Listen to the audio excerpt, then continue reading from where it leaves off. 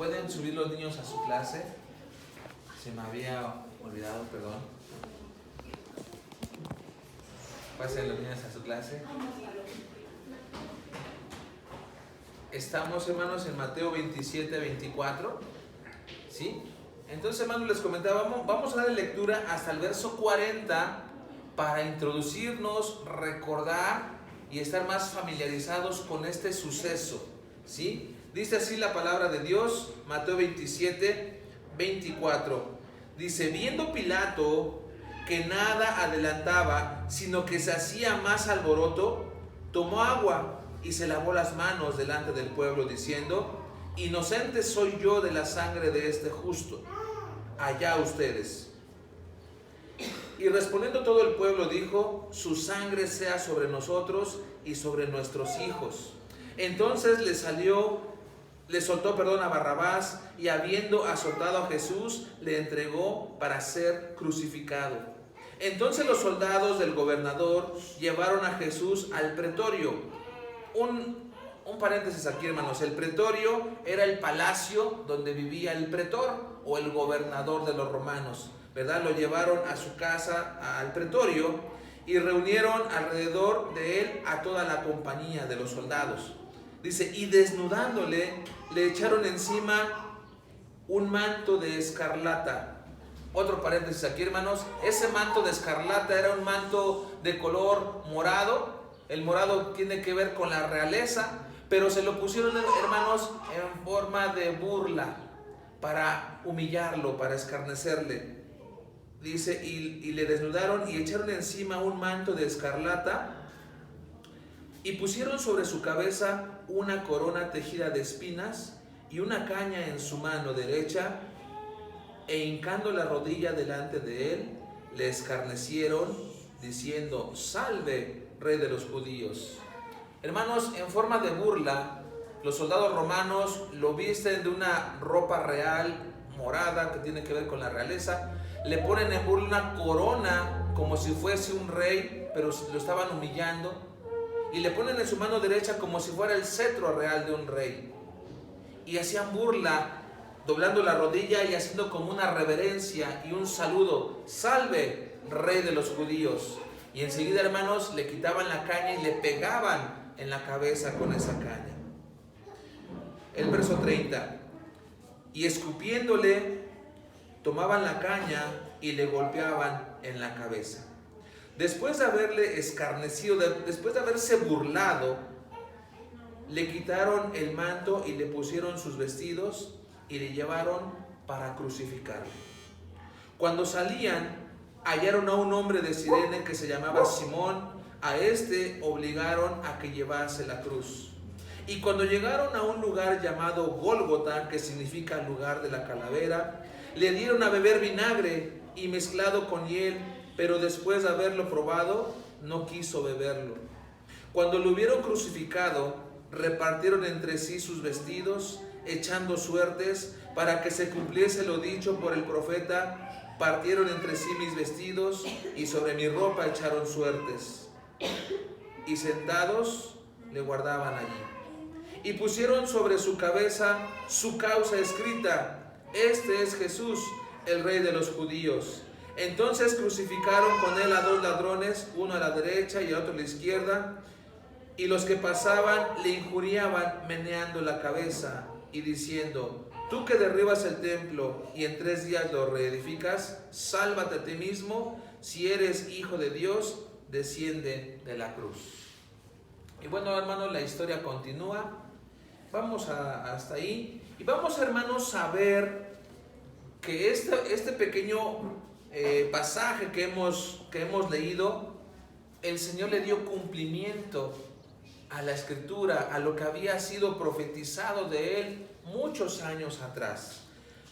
Ya una vez, hermanos, dándonos una idea de aquel acontecimiento, de lo que hicieron con Jesús, de Pilato se lavó las manos deslindándose de la responsabilidad de la muerte de Jesús y entregarlo a los judíos y a los romanos para que lo crucificaran, hermanos.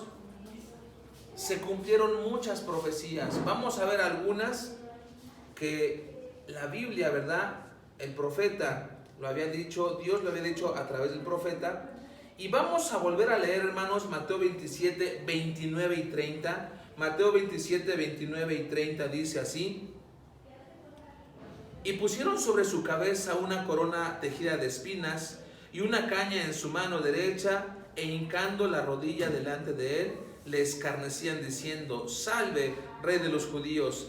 Y escupiéndole, tomaron la caña y le golpeaban en la cabeza. Sin perder Mateo, hermanos, vamos al libro de Isaías 50, verso 6. Isaías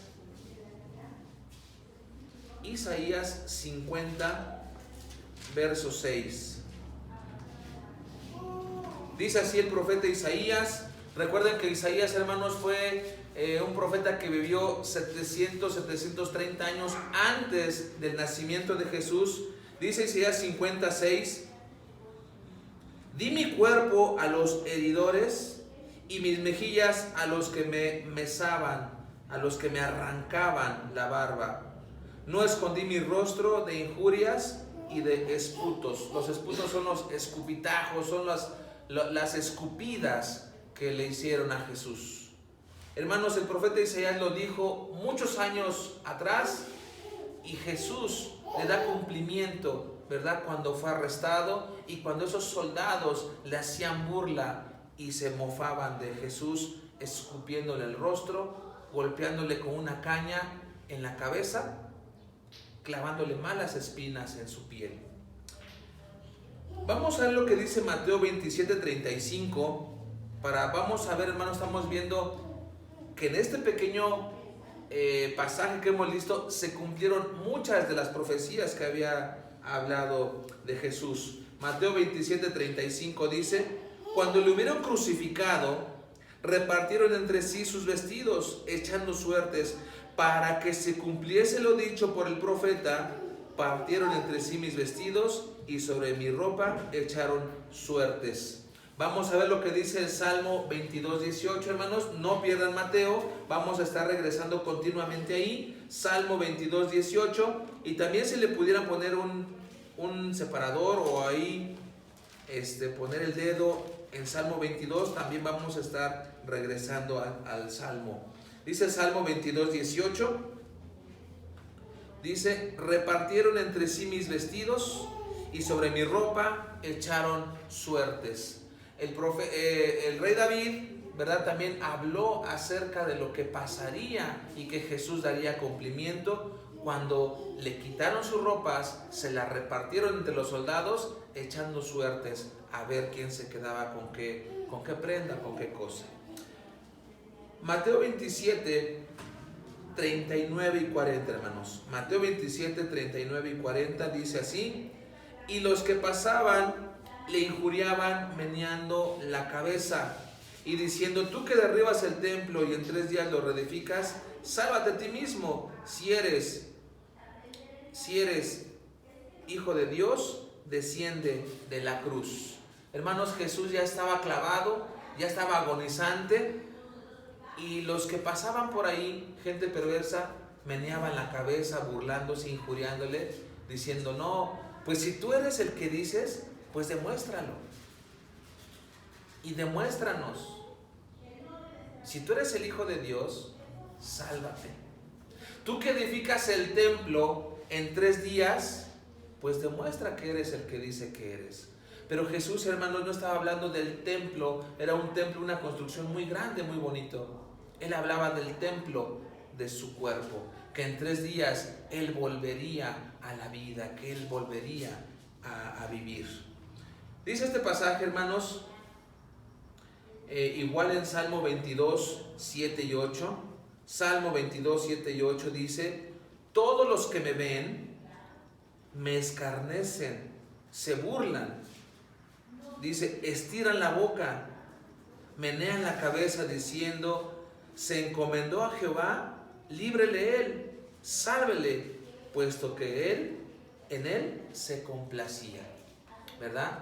Muchos años después, Jesús da cumplimiento a esta escritura que había dicho el rey David.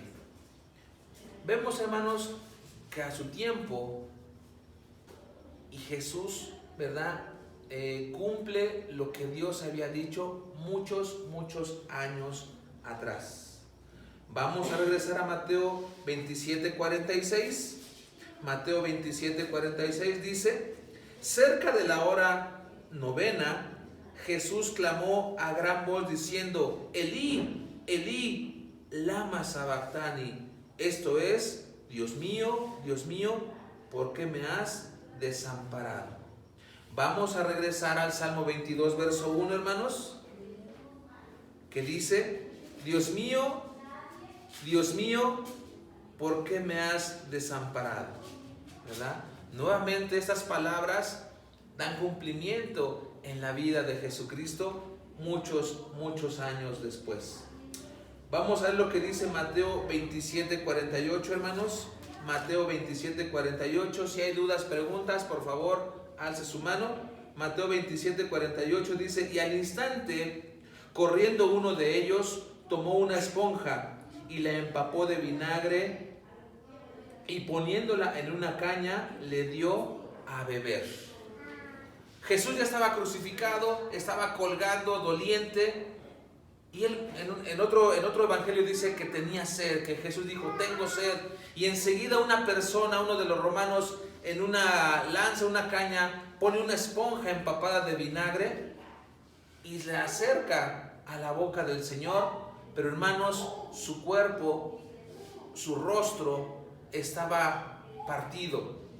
Jesús en otros pasajes dice que había sido apuñeteado en el rostro, muy posiblemente estaba sangrando de nariz y boca con heridas, y al momento que ese hombre le acerca la esponja con vinagre, pues hay un dolor, ¿verdad?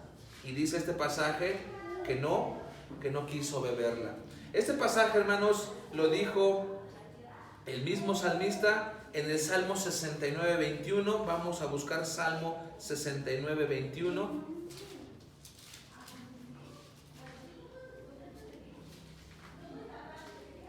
Dice: me pusieron además hiel por comida, y en mi sed me dieron a beber vinagre. Jesús en ese instante estaba cumpliendo muchas de las profecías que se había dicho muchos años atrás. Vamos a regresar a Mateo, hermanos. Mateo 27:51. Mateo 27:51 dice así la escritura: y he aquí, el velo del templo se rasgó en dos, de arriba a abajo, y la tierra tembló y las rocas se partieron. Hermanos, cuando el Señor estaba crucificado y finalmente fue muerto, dice este pasaje que el velo del templo se rasgó en dos, que hubo un grande terremoto, y hermanos, las grandes rocas que había ahí cerca fueron partidas en dos. Esto, hermanos, fue dicho muchos años atrás en el libro de Éxodo 26, 31 al 33. Éxodo 26,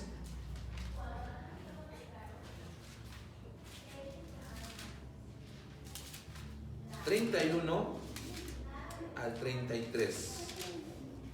Dice así. Aquí, hermanos, en este pasaje que vamos a leer, están dando las instrucciones, cómo debía de ser el templo, lo que debía de ver en el templo y cómo tenía que ser y de qué materiales.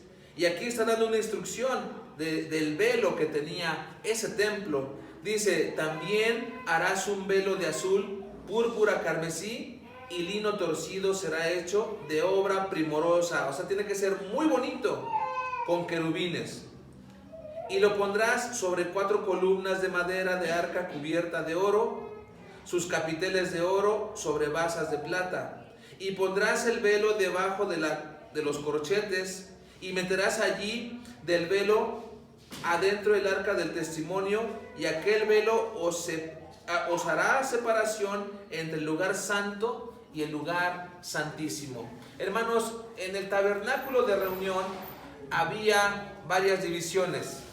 Estaba el atrio, donde toda la gente podía entrar sin ningún problema, pero estaba el lugar santo, que solamente podía entrar el sacerdote a ofrecer sacrificios, y estaba separado por un velo del lugar santo y el lugar santísimo, porque en el lugar santísimo se encontraba la misma presencia de Dios.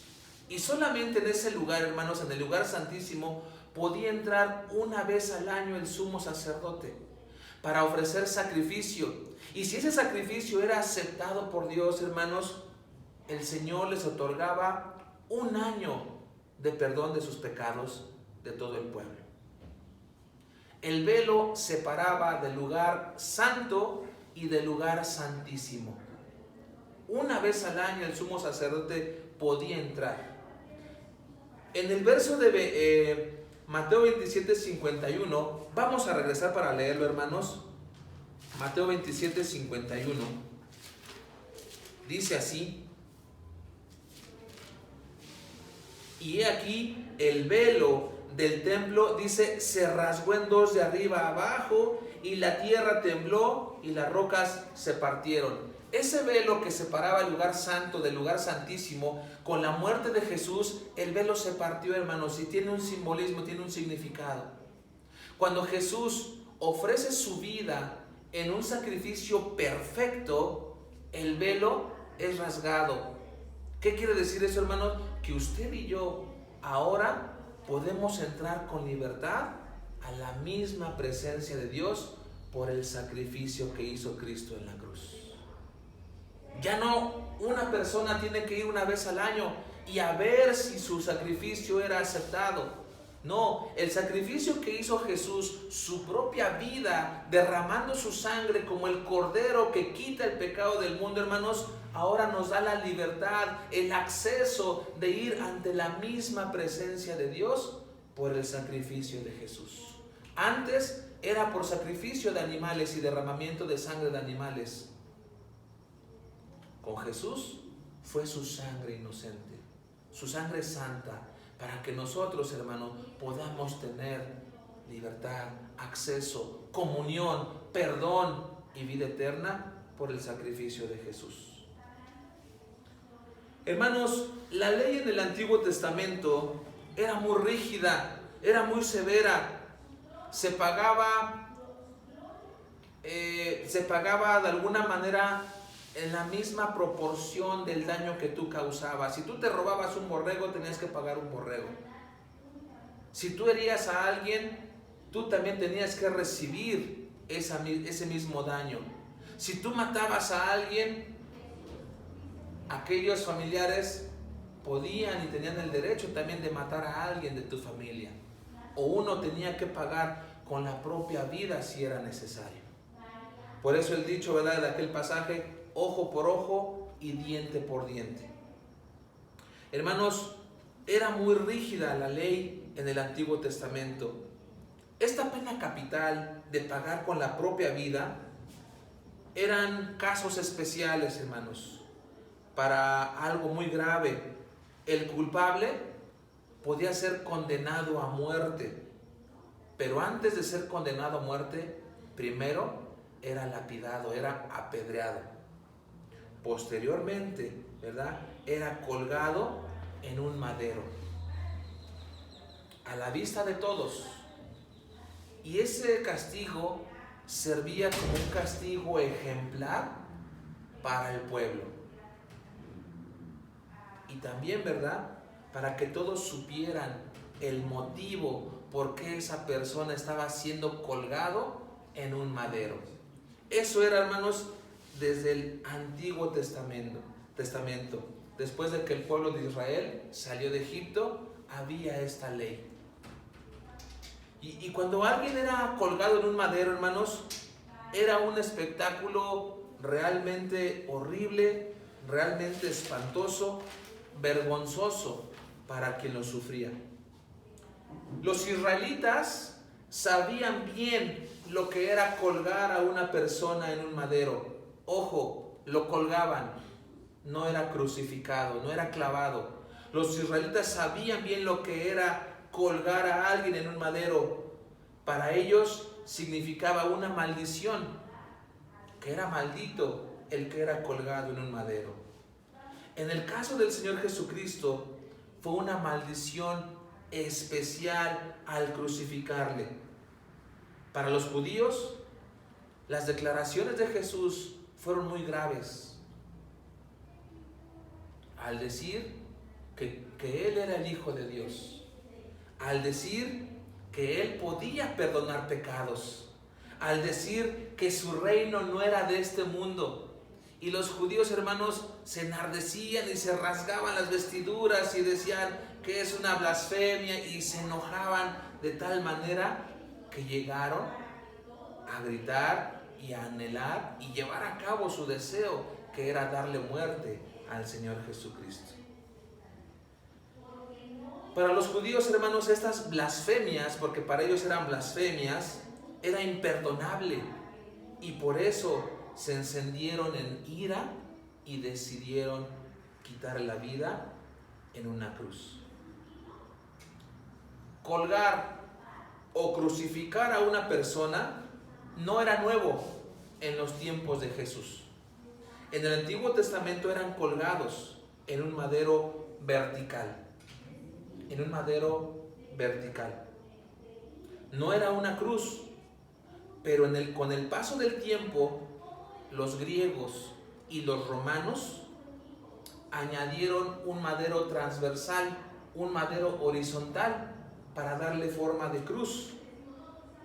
Y hermanos, de esa manera el castigo también así había sido modificado. Los judíos aprendieron de los griegos y aprendieron de los romanos la crucifixión. Para ellos antes era colgar a una persona, pero vieron y aprendieron de los griegos y de los romanos la crucifixión. Y había un hombre, hermanos, aproximadamente 330 años antes de Jesús, un conquistador que llegó a gobernar pues la mayor parte del mundo conocido de aquella época. Ese hombre se llamaba Alejandro Magno. Se dice, hermanos, que ese hombre crucificó a cerca de 2,000 personas aproximadamente en su reino, en su imperio. Entonces, la crucifixión ya era algo normal o conocida en los tiempos de Jesús. Y hermanos, existían varios tipos de cruces. Había una cruz en forma de T, que se conocía como la cruz antoniana. Existía también la cruz griega, que es como un signo de más, con los 4 lados de las mismas medidas. De los 4 lados medían lo mismo y se conocía como la cruz griega. Existía también la cruz latina. La cruz latina, hermanos, es como lo hemos visto en las representaciones, en una pintura, en una película, una cruz como la en la que clavaron a Jesús. Se le conoce como una cruz en forma de puñal. Si usamos la imaginación, la parte de arriba viene siendo la empuñadura, está el madero transversal, y después sigue la otra madera más larga que viene siendo la daga o el filo de la navaja. Esa se le conocía como la cruz latina o la cruz en forma de puñal. Y también, hermanos, existía la cruz en forma de X, como una X, que posteriormente, después de la crucifixión del Señor Jesucristo, se conoció como la cruz de San Andrés, porque un discípulo de Jesús que se llamaba Andrés fue crucificado en una cruz en forma de X. Por eso en la actualidad se conoce como la cruz de San Andrés.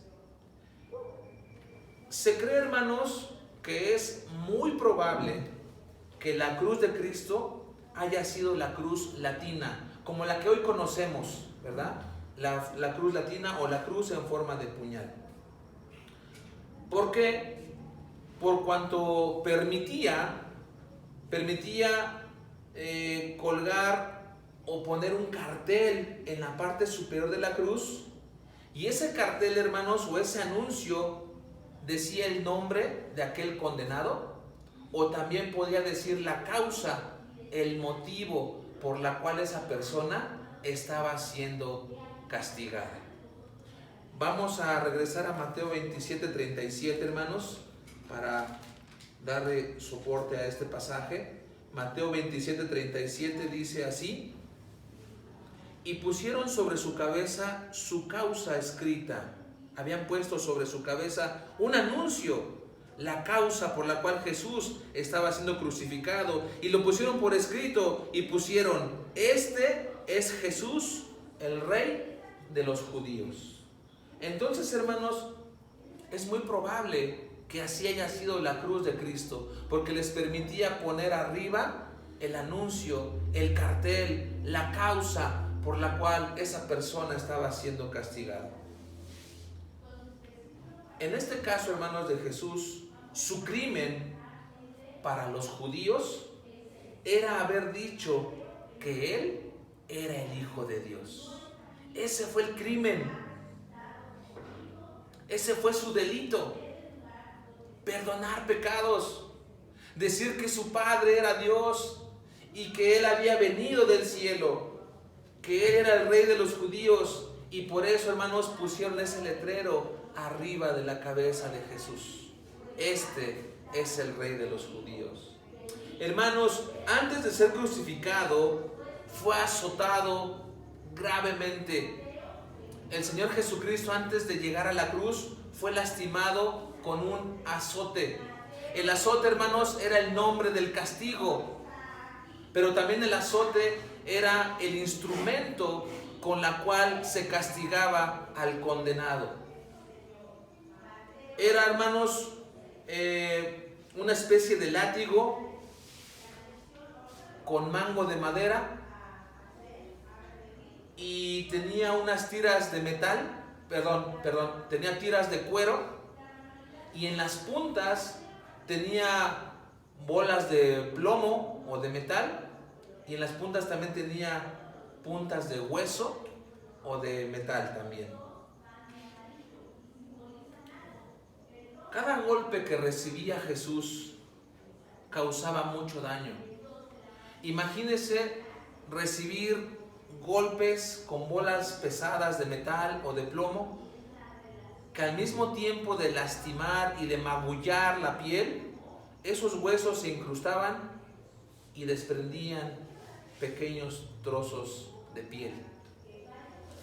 Literalmente, hermanos, el cuerpo de Jesús, Él estaba siendo molido, golpeado con bolas de metal o de plomo. Cada latigazo que Él recibía, los huesos se introducían en la piel y desprendían pequeños pedazos de carne, de músculo, de tejido, tendones. Tenemos venas. Posiblemente esas pequeñas venas fueron rotas, fueron desprendiendo cada parte, cada centímetro de la piel del Señor, hermanos, y eso había provocado sangramiento en el pecho de Jesús, en su espalda, en sus piernas, en sus muslos, en sus pantorrillas, en todo su cuerpo. Después de ser severamente castigado, azotado, fue obligado a cargar su propia cruz y finalmente iba a ser clavado en aquel madero. Hermanos, la cruz no era una madera trabajada por un carpintero. Esa cruz no estaba lijada, no estaba barnizada, no tenía un término terso o liso. Esa cruz, hermanos, era de madera rústica, con astillas.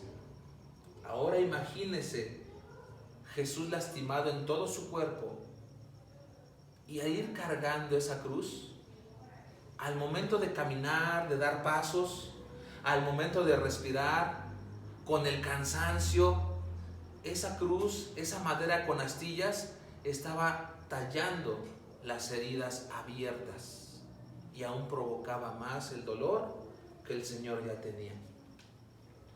Fue una tortura realmente inhumana, y por si fuera poco, finalmente fue clavado en pies y manos. Hermanos, los romanos se habían hecho expertos ya en el castigo de las personas. Y aunque la crucifixión, el propósito era darle muerte a esa persona, el propósito también de la crucifixión era prolongarle el dolor lo más que se pudiera a esa persona.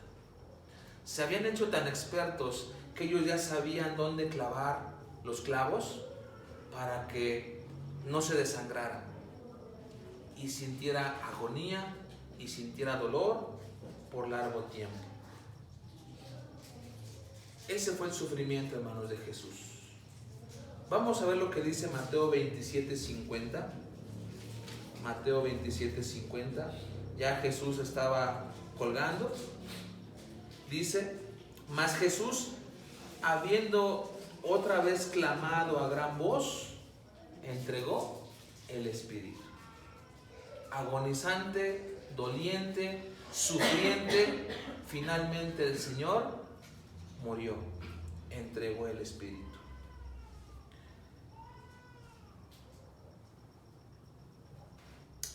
La muerte de Jesús, hermanos, ha causado mucho interés en el ámbito científico, en el ámbito médico. Han investigado las posibles causas de la muerte del Señor. Entre muchas otras, la ciencia, la medicina han dicho que posiblemente haya muerto de asfixia, haya muerto de un paro cardíaco o haya muerto de desangramiento, entre otras más. Entre asfixia, desangramiento o un paro cardíaco. La asfixia, ¿por qué la asfixia? Al Jesús estar clavado en la cruz, todo su peso recaía en las manos y en los pies. Había mucho dolor, por lo que al colgarse y todo el peso contraerse, el diafragma se había contraído. ¿Qué es el diafragma? Es un músculo delgado que está debajo de los pulmones y del corazón y que separa el tórax del abdomen. Está intermedio el diafragma. Dicen los médicos que al respirar, él podía introducir aire a su cuerpo respirando, pero lo grave era que cuando él estaba colgado con su peso, el diafragma se había contraído y entonces al él exhalar, al sacar el aire, cada vez le daba más agonía y cada vez le costaba más respirar. Era muy doloroso y era muy difícil exhalar el aire. Al respirar no le causaba tanto daño, pero al exhalar, como estaba comprimido, le costaba mucho y bueno, era muy agónico. Es muy probable, dicen los médicos, la ciencia, estas investigaciones, que posiblemente haya muerto de asfixia por esta razón. La otra es que posiblemente haya muerto de desangramiento. El ser humano, hermanos, si hablamos de un adulto promedio, el ser humano tenemos en nuestro cuerpo entre 4,5 litros y 6,5 litros de sangre. Jesús, al ser azotado, al ser desprendido, con posiblemente venas no tan importantes, ¿verdad?, estaba perdiendo mucha sangre. Por las heridas que él tenía en su cuerpo, en los golpes de su rostro, la corona de espinas, que las espinas, hermanos, se habían introducido en el cuero cabelludo, se habían introducido en la frente, en la sien, en la parte posterior de la cabeza, y muy probablemente sangraba de nariz, sangró de nariz y boca. Había perdido mucha sangre. Y también, hermanos, momentos antes de que Jesús había ido a la cruz, aproximadamente entre 24 y 36 horas antes de su arresto, dice la Biblia que el Señor estaba sudando sangre. Vamos a ver lo que dice Lucas 22:44. Lucas 22:44. El Señor en ese momento está en el huerto del Getsemaní, fue en oración a su Padre para fortalecerse. Y dice el 44 de Lucas 22, y estando en agonía, oraba más intensamente, y era su sudor como grandes gotas de sangre que caían hasta la tierra. A este padecimiento, hermanos, científicamente, clínicamente, se le llama hematoidrosis. Hematoidrosis. Hay pocos casos registrados en todo el mundo a lo largo de la historia. Y esto sucede, hermanos, cuando una persona está siendo sometida a una gran depresión, está siendo sometida a un grande estrés y a esa agonía. El Señor sabía a lo que se iba a enfrentar más adelante, a este sufrimiento que lo hemos comentado a muy grandes rasgos. Sabía Jesús que Él iba a padecer eso, y tanta era su agonía, tanta era la presión, que el Señor Jesucristo dice que su sudor eran como gotas de sangre. Previamente el Señor ya estaba sangrando y había perdido mucha sangre. La hematoidrosis. Otro de los posibles casos por la cual el Señor haya perdido la vida, hermanos, fue de un paro cardíaco, lo que dicen los estudios y las investigaciones. ¿Por qué un paro cardíaco? Porque posiblemente se había producido por la arritmia cardíaca. La arritmia, hermanos, o son latidos o muy rápidos o muy lentos, son irregulares, no es el latido que usted tiene continuamente. La arritmia, o se te altera el corazón, se te suben los latidos o bajan los latidos de una manera incontrolable. Y también, hermanos, por la pérdida de sangre, que el corazón no tenía la suficiente sangre para circularla en todo su cuerpo, por el estrés, por la agonía, por el dolor. Y hermanos, estas son algunas de las posibles causas que médicamente llevaron a la muerte a Jesús, a su muerte humana. Vamos a buscar el Evangelio de Juan 10:17. Juan 10:17.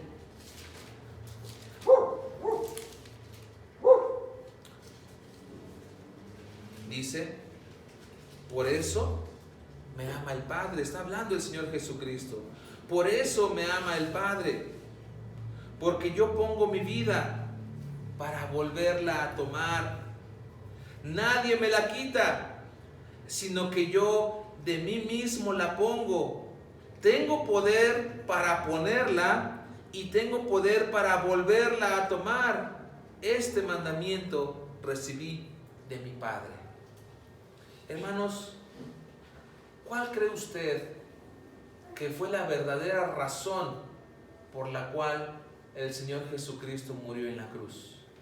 ¿Asfixia? ¿Desangramiento? ¿Un paro cardíaco?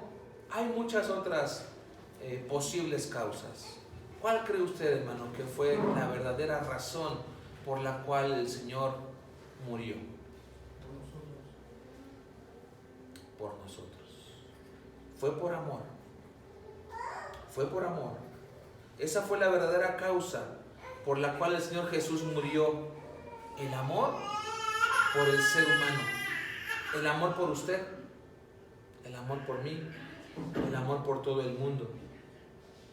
Dice Juan 3:16: porque de tal manera amó Dios al mundo, que entregó, que dio a su único Hijo, para que toda persona que crea en Él no se pierda, mas tenga vida eterna. Hermanos, dentro de esta historia de tragedia y de un amor santo y puro, es que Jesús resucitó con poder y con gloria. No se quedó clavado en una cruz. Es una historia trágica, es una historia dolorosa, es una historia que muchas veces nos llega a conmovernos tanto que llegamos a las lágrimas y decirle: Señor, en verdad necesito tu perdón, en verdad necesito, Señor, que tú laves mis pecados con esa sangre que derramaste en la cruz. Soy inmerecedor, no lo merezco, pero esa es la gracia de Dios, una gracia sin causa, que no, lo que hacemos no alcanza, ni alcanzaría nunca tener un lugar en el cielo con Dios. Vamos a ver lo que dice Mateo 28, hermanos. Mateo 28, del 1 al 6. Ese momento de la resurrección, ese momento glorioso, que la tristeza, hermanos, se convierte en alegría, que aquel sufrimiento se convierte en gozo. Dice Mateo 28, del 1 al 6: pasado el día de reposo, al amanecer del primer día de la semana, vinieron María Magdalena y la otra María al ver el sepulcro. Y hubo un gran terremoto, porque un ángel del Señor descendió del cielo y llegando removió la piedra y se sentó sobre ella. Dice que su aspecto era como un relámpago. El aspecto de ese ángel, hermanos, era resplandeciente, era como una luz, era como un relámpago, y su vestido blanco como la nieve. Y de miedo de él, los guardas temblaron y se quedaron como muertos. Los guardas romanos que estaban custodiando la tumba, al ver a ese ángel resplandeciente, con el temor, quedaron pasmados, quedaron como muertos. Mas el ángel, respondiendo, dijo a las mujeres: no teman ustedes, porque yo sé que buscan a Jesús, el que fue crucificado. Dice: no está aquí, pues ha resucitado como dijo. Vengan, vean el lugar donde fue puesto el Señor. Vamos a brincarnos al 9 y 10.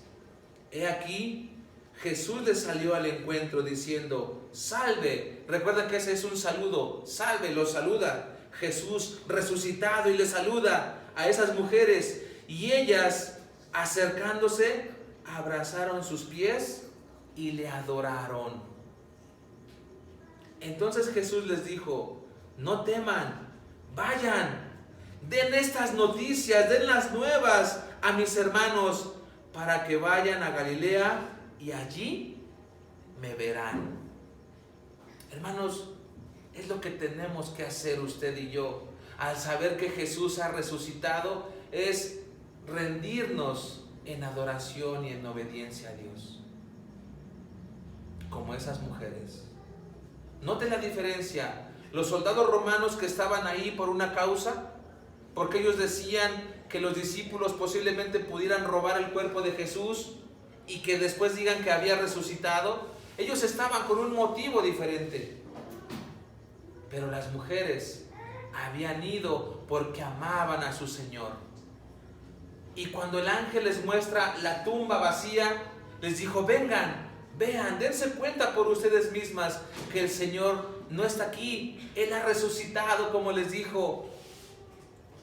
Hermanas, cuando Jesús se encuentra con esas mujeres, se postran a sus pies y le adoran al Señor. Hermanos, tenemos que adorar al Señor, porque Él está vivo, porque la tumba no lo detuvo. Jesús no quedó clavado en una cruz, hermanos. A Jesús no lo detuvo el sepulcro ni esa gran roca. Jesús está vivo hoy. Él vive hoy, hermanos. Hermano, por eso los cristianos no usamos crucifijos, porque la cruz no derrotó al Señor, porque la muerte tampoco lo venció. La tumba no lo detuvo tampoco. Los crucifijos representan a un Jesús derrotado, a un Jesús que quedó clavado en una cruz, que no tuvo el poder para bajar de esa cruz. Hemos leído que Jesús tuvo el poder para poner su vida y tenía el poder para volverla a tomar de la muerte. Por eso, hermanos, los crucifijos representan a un Jesús derrotado, muerto, inerte, con unas cuantas gotas de sangre en su rostro, una pequeña abertura en su costado. Hermanos, la realidad no fue esa. Jesús fue molido, fue deformado en su rostro, entregó hasta la última gota de su sangre. Hermanos, fue desfigurado, desgarrado. Pero hermanos, Jesús murió, sí, pero Él resucitó. Él está vivo. Y hermanos, lo que hemos visto en Salmo, que se cumplió esa profecía en la vida de Jesús. Hermanos, Él dijo que volvería. Él dijo que va a volver a venir por segunda ocasión. Y tenemos que vivir, hermanos, con esa promesa de que Jesús está vivo. Antes de morir, Jesús dijo: en la casa de mi Padre mucho lugar hay para ustedes. Hay mucho lugar, hay muchas moradas para ustedes. Voy a preparar esos lugares para que ustedes estén conmigo para siempre. Jesús ha resucitado, Él vive hoy, hermano. Y si alguien no ha tomado esa decisión, quiero decirte que Jesús te sigue esperando con los brazos abiertos. Así como Él murió crucificado con los brazos abiertos, con dolor y agonía, Él te sigue esperando con los brazos abiertos para tomarte en sus brazos, para limpiar tus lágrimas, para limpiar tu maldad, para que tú vivas una eternidad con Él para siempre. Si no lo has hecho, no esperes más. No esperes más. No dejemos para mañana lo que podamos hacer hoy. Dios les bendiga. Amén.